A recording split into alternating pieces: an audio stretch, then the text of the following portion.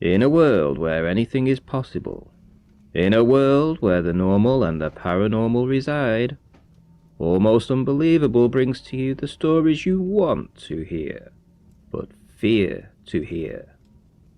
Join us in the pit. You have joined the Almost Unbelievable podcast with Cats and Ranty. I am Ranty. Are you there, Cats? I am here, Ranty, and as always, I've got a little bit of a question for you. You ready? I am. Fire away.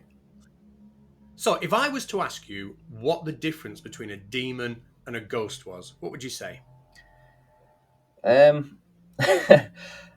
demon would be something that was sent up from the realms of hell, and a ghost would be a lingering spirit that was perhaps from somebody that passed away in the past.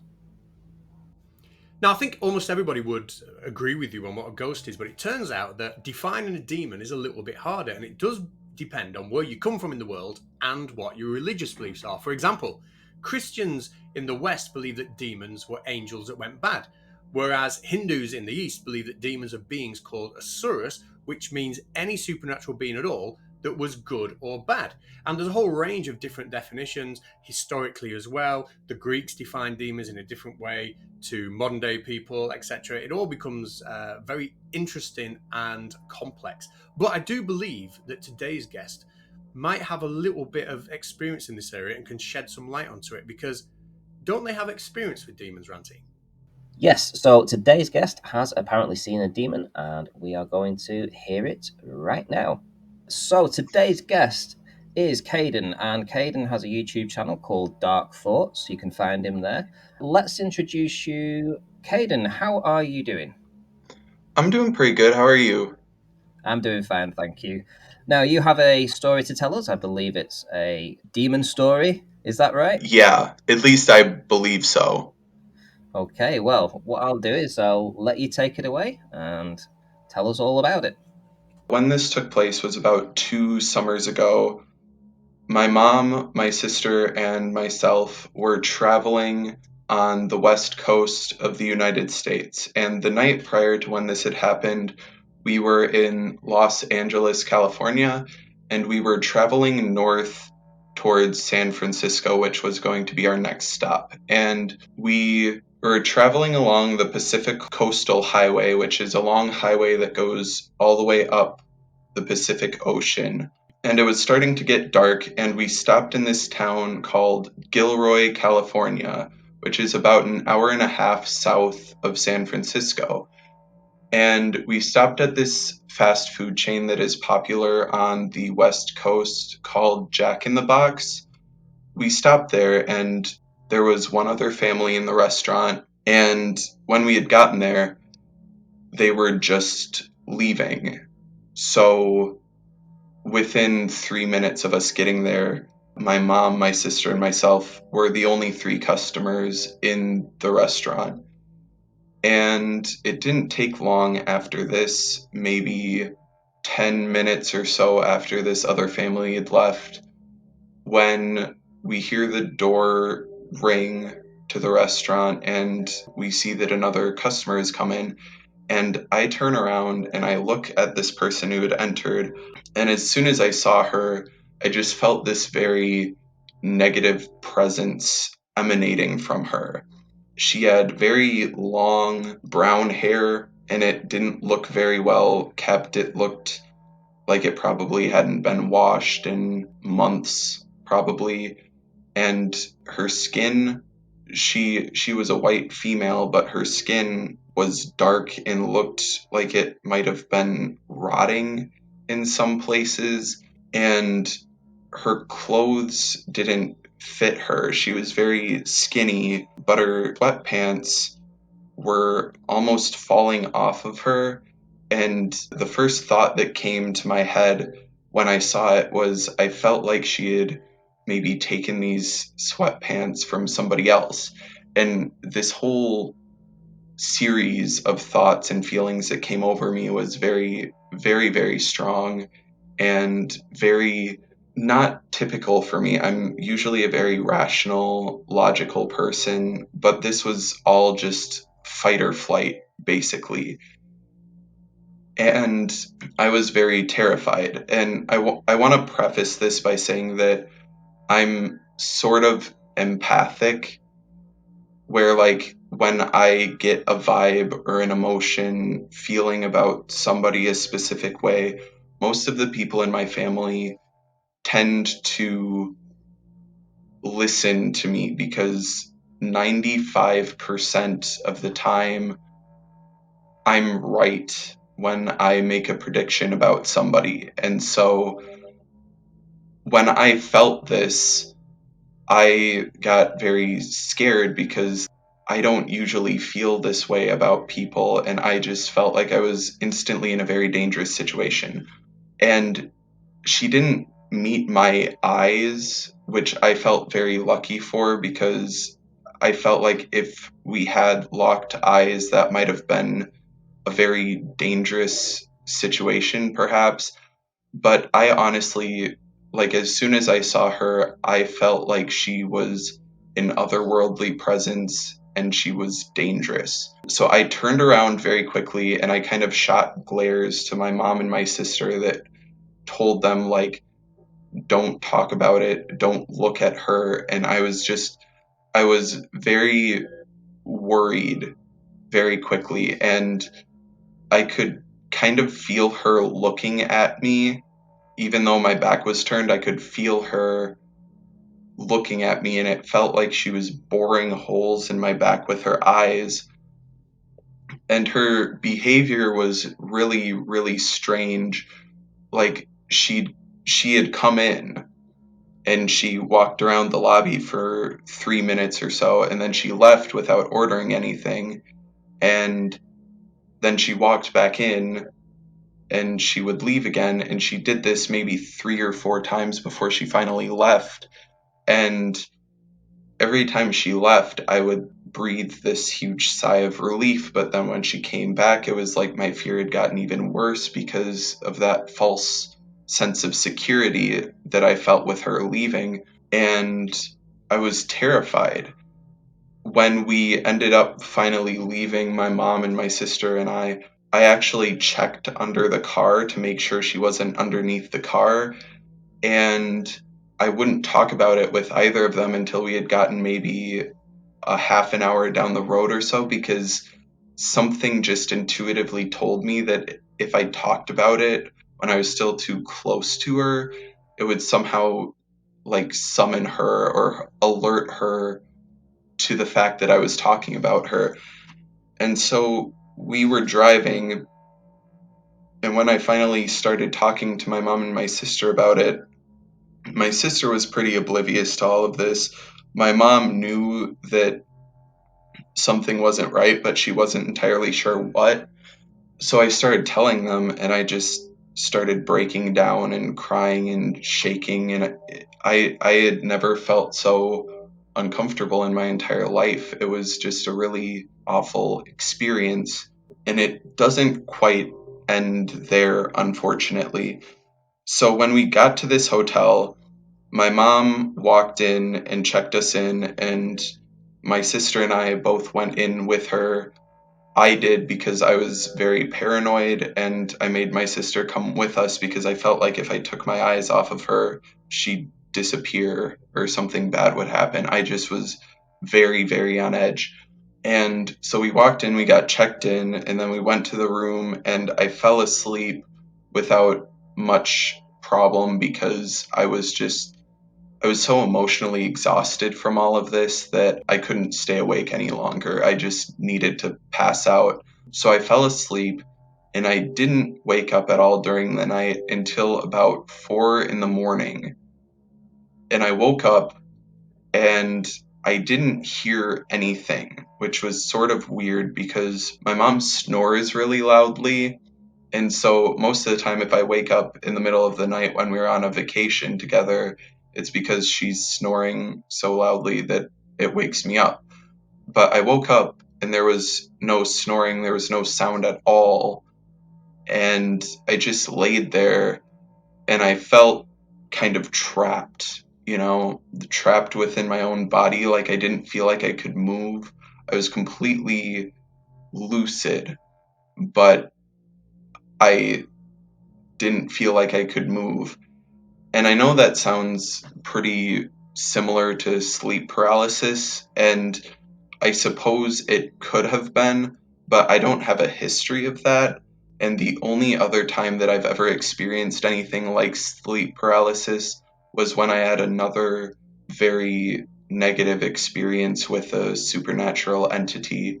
But I woke up and I didn't see anything. Like the entire room was dark until I saw some movement over in the corner of the room.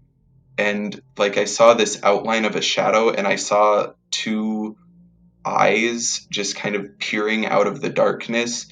And then this presence walks out from the shadows, and like I felt the same energy with this presence that I felt with the lady in the restaurant where I saw her. And I could tell that it was the same entity, but it was very dark. It had the same long, unkempt hair, and it had glowing red eyes, and I thought I could see some horns like protruding from her skull, and she kind of floated over to the foot of my bed. Floated isn't quite the right word. She glided. Like, she didn't take any steps, but she moved over to the foot of my bed, and I could feel her looking right at me. I still didn't meet her eyes. I could see that they were glowing because it was dark, and I could see the light emanating from them, but I didn't meet her eyes, and I just closed my eyes, and I I prayed that this would all be okay. And then thankfully, when I opened my eyes, I could move again, and she was gone. And that was the last I ever saw of her. But then I just pulled the covers over my head and put a pillow over my head and just kind of quivered there until sunrise. And thankfully, I never saw her again, and I never had any more experiences with her. But I've always been kind of scared talking about this because I've been worried that it might somehow summon her, but I don't think so because nothing bad has happened yet. And that's about it. Wow. Yeah, that's a bit of a What a creepy one. story. That Wow, is a yeah, creepy one, yeah. absolutely. So we're going to have a few questions for you. Let me have a think of what the first one's going to be, because yeah, that was a little bit scary, that one. So, did your mum or your sister see the woman in the diner? Oh yeah, they both saw her. My sister thought she was just like a weird lady, you know, and my mom could tell that she was a bit more than that, but she couldn't tell exactly what. I personally, I have a lot of encounters with people who are just quote end quote strange people. I work at a fast food restaurant myself, and I have a lot of strange encounters with people. So if it was just a regular weird person, I feel like I would have been able to tell, but it felt like a whole lot more than that to me. But yeah, we all saw her. Now, you mentioned that the skin of the lady seemed to be rotting and falling off. Can you tell us a little bit more about that?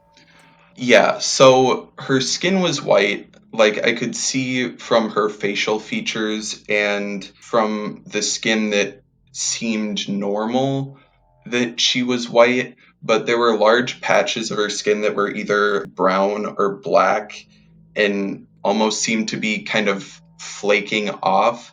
And to me, at least, it looked like it was rotting. Like there weren't huge chunks falling off of her body or anything, but the skin definitely looked like it was not healthy and not normal.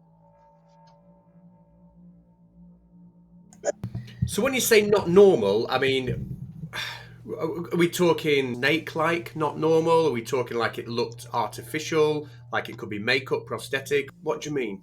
So the large patches that were brown, what I mean by not normal is like they looked they looked kind of flaky, and it looked like dead flesh, like something that should be amputated because it's no longer alive. Like there were large patches of muscle all up and down her legs and then on her forearms that were either black or brown. And it's a color of skin that I've never seen before. Like I've got plenty of experience with people from many different backgrounds, but this skin just looked different and it looked dead. Like, I don't really know a better way to describe it other than it looked like dead flesh. Okay, so here in the UK, if we look up sweatpants, they go from waist all the way down to the ankle. So is it different in America? You say she was wearing sweatpants, but you could see her leg. Did she have the leggings pulled up or anything like that? Like, if you remember during my story, these pants weren't fitting her well. I don't think they were actually hers. So they'd be falling down, and when they got down too far, like she'd pull them up, and I would only watch her when her back was turned to me because I was scared to look into her eyes or to like have her see that I was looking at her. But like when they got down too far, then she'd pull them up to her mid stomach because she was very skinny. So she'd pull them up, and then I could see like her calf from her knee down to her foot before they would start falling down again. Yeah, I get you. So the people working in the restaurant, did they say anything to her? I mean, she came in and out, she came in and out. Is there any time there that they actually stopped her and said, "Hey, what are you doing here? Do you want to order some food?"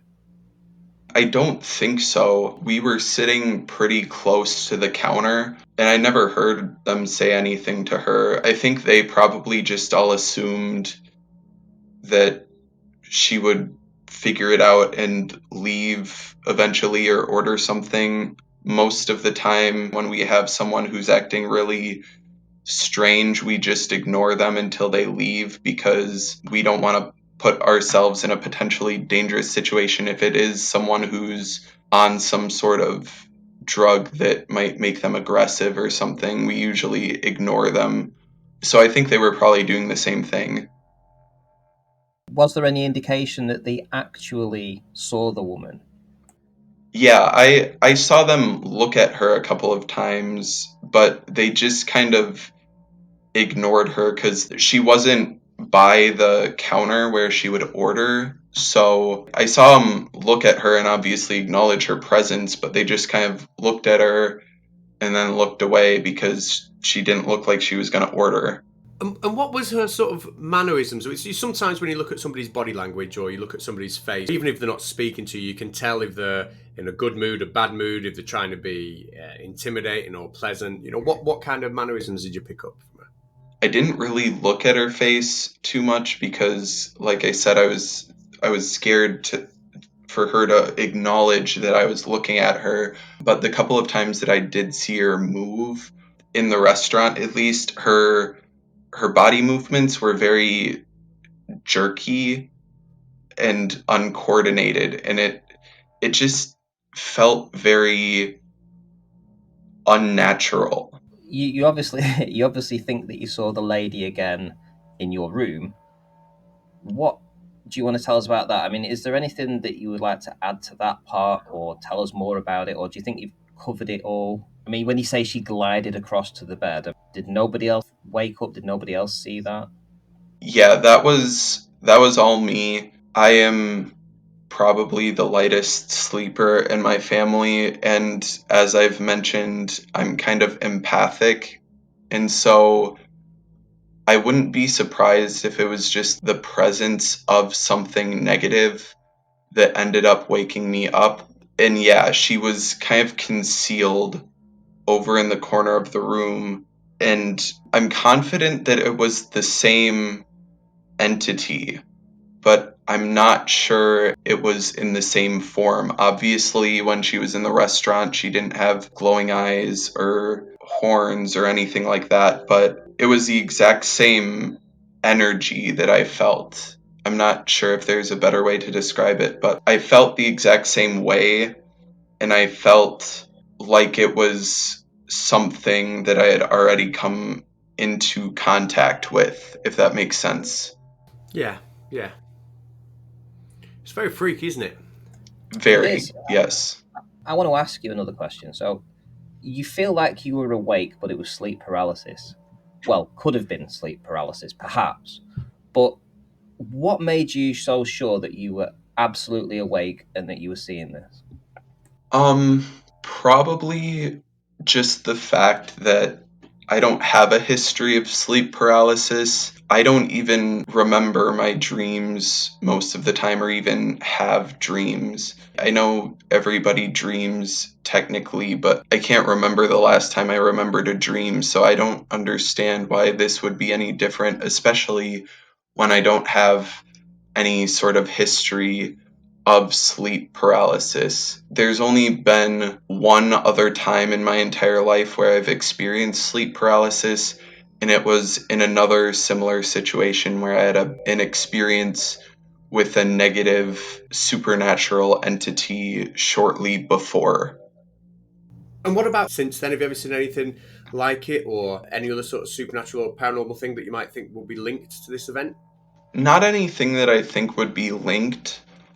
I do enjoy going to graveyards and stuff like that, and I've had many things happen that are paranormal, and I've had a couple of things happen in my house that are paranormal in nature. My house is well over 100 years old, and at least one person has died there, so definitely the kind of thing that could have paranormal activity within, but not anything that I think would be linked to her specifically.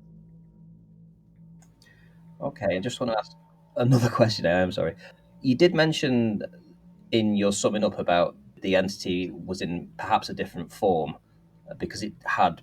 Did you mention horns? Did you say that the entity that you saw in the hotel that you stayed at had horns?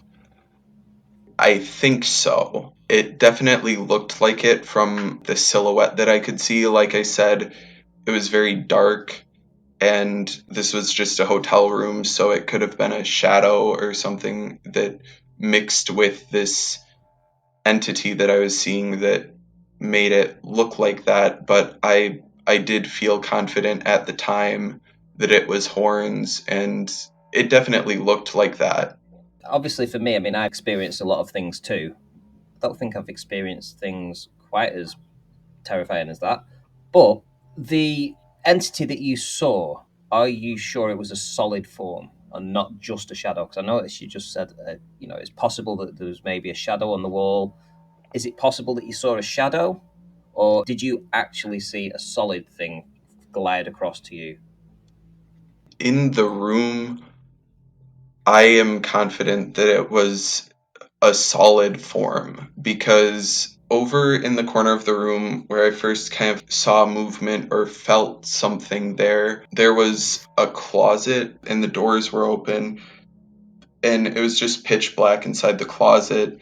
But then I saw two glowing eyes peering out, and then I saw this entity, like it was a shadowy form, but it was a solid thing. But it was kind of like a shadow figure, but it looked feminine, and that's what came out and then came over to the foot of the bed. Cats, do you have any more questions? I guess not. Okay, right. Well, thank you for the story. We really do appreciate you coming on and telling us the story. We will release it on Spotify, obviously, and then we'll release it onto YouTube, and we will link you up there where people can find you at Dark Thoughts. So if you want to look up Dark Thoughts on YouTube, there is a link in the description too, so people can go and find you there. So thank you very much for coming on, Caden. Is there anything you want to say before you go? No, that just about does it. Thank you very much for having me on, guys. Cats, do you want to say goodbye as well? Yeah, I just had myself muted. So I've ruined it now. Bye bye, Caden. Thank you so much for coming on. Okay, so thank you, Caden, for that. Very, very interesting stuff. I really, really enjoyed listening to that story. But now it's time to see what my co host made of it. Ranty, give us your thoughts. Well, Cats, there are definitely things that I could say I cannot explain those things, and there are other things that I could turn around and say that maybe they could be explained. It's a really difficult one, this, for me personally. Caden explains that he's an empath, and I myself feel that I am an empath too. So when he talks about having this fear come over him as soon as he saw this person, that resonates with me because I can also attest that I can judge people when I first meet them. So I don't know whether that's a skill that everybody has, but for me personally, it's never failed me, and he says that it's never failed him either. And who am I to argue with that? Now, he goes on to explain about the lady having rotting flesh. That is really hard for me to explain away if I was to turn around and say, okay, it was just a lady that came in who was a little bit unkempt, maybe didn't look after herself, maybe was on some kind of drugs or something like that, who had lost weight. Maybe she was in her own clothes, but she had lost weight due to an unfortunate circumstance. Now, it's possible that this was a real lady, but the detail he goes into with the rotting flesh to me is hard to explain. Let's put it that way. It's hard to explain. On the other side of the coin, the fact that his sister didn't get the same feeling from this lady, in fact, barely paid any attention to her, as did the customer service. They didn't address this lady when she came in. They didn't fear or phone the police or anything like that. They didn't run for the hills when this lady came in. That to me is evidence that maybe it was a real person as opposed to being some kind of demon entity. However, when you also then go on to the other side of the coin and say, well, this supposed entity traveled with him or followed him back to his hotel room and slid across the floor to him when he was in his bed and terrified him, and he explains and he goes into the description of this person, and he got the same feeling from this shape, this feature that he saw at the end of the bed. Now, that to me is more evidence that maybe something other was going on. Maybe something was tagged along with a real person. Maybe the real person who walked into the store was a little bit unkempt, but maybe they were unkempt because maybe they were possessed in some way. Maybe they had some entity attached to the real person that was allowing Caden to see the entity, and the entity knew that Caden had seen the entity and followed him back to the hotel room. That's a possibility, and I think that to me makes more sense. A real entity, but a real person too, that only he could see the entity and other people could not. And I think I would echo that. It would be amazing to truly believe that he's seen a demon, he's seen some sort of evidence of an afterlife or a wider spiritual realm. That would be amazing to believe. If I'm going to start from the point that he believes he saw what he saw, then I'm going to question whether confirmation bias or confirmatory memory somehow has played a role in him selecting and over time reinforcing his own memory and somehow changing it ever so slightly into something that really to him feels very, very real. Elizabeth Loftus has an amazing TED talk. She's a psychologist, and the TED Talk deals with memory and how malleable it is. In fact, one of the phrases that she gave in the TED Talk that stuck out to me was this. She said, when you feed somebody misinformation about an experience they have had, you can manipulate their memory because you have to treat your memory like a Wikipedia page. It can be edited by you, but also by other people. And she went on to talk about psychological studies where memories have been dropped into people, false memories by psychologists have been dropped into people to make them believe that they'd witnessed demonic possession, they'd been attacked by a dog, they'd been rescued by a lifeguard when they were a child on a beach. Real memories or false memories placed into people to make them believe that they were real. So the idea of somebody remembering something fantastical and it feeling very real to them is totally believable. But is that memory actually a genuine memory, or has it been distorted over time? I would have to say in this case that it's certainly been distorted over time. So the cause of that for me, I'm going to have to say is totally unbelievable. But let me finish with this. That Caden goes into the empath side of things and how he's in tune with this side of his personality. And when he talks about this encounter, he mentions just one other time when he also had a similar feeling. And I personally have experienced things too. So I would say I am also an empath. So I can definitely see that maybe I was a little bit harsh when I said that it's only ever slightly demon. I'm going to retract that. I'm going to say that it was almost believable. I'm not going to go full way and say believable. I would say almost believable. And who am I to argue? But you don't have to sit on the fence like I've just done with that. If you want to check out the links in the description to this podcast, you can find where you can see us on social media. You can get in touch with us. You can let us know what you think about this story. And more importantly, if you've got a story of your own, why don't you come on? Me and Ranty would absolutely love to hear it. Isn't that, Ranty? It is. It is.